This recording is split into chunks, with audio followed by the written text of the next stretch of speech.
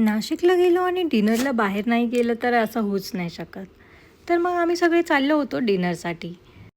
आम्ही सगळ्यांनी 2 गाड्या घेतल्या होत्या कारण एकाच गाडीत आम्ही सगळे बसत नव्हतो. आम्ही चाललो होतो हॉटेल स्वाद एनेक्सला. हे हॉटेल ना नवशा गणपतीचा जो रोड आहे ना त्याच साईडला आहे. तर इथे वेटिंग होती म्हणून आम्ही सगळे बाहेर बसलो होतो. इथे ओवीची ना मस्ती चालू होती. ती डान्स करून दाखवत होती, की तिने ना तिच्या स्पोर्ट्स डेला कसा डान्स केला होता.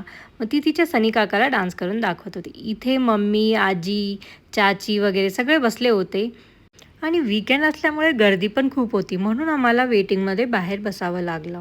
जेव्हा केव्हा आम्ही सगळे एकत्र येतो तेव्हा आम्ही अशी मजा मस्ती करतोच. आम्ही डिनरला जातो, लंचला जातो, इकडे-तिकडे फिरतो. खूप भारी वाटतं पूर्ण फॅमिली एकत्र असली ना.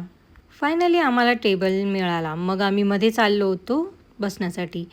सगळ्यांनी त्यांना त्यांचं कम्फर्टेबल केलं. मग हा त्यांचा मेन्यू कार्ड होता.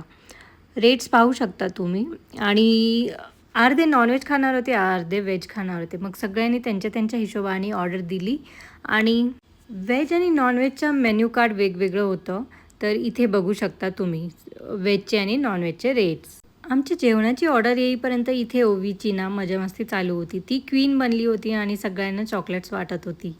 मी जेवणात इतकी गुंतली होती ना, की पुढचे व्लॉग्स घ्यायला विसरूनच गेली. तर व्हिडिओ आवडला असेल तर फॉलो करायला विसरू नका.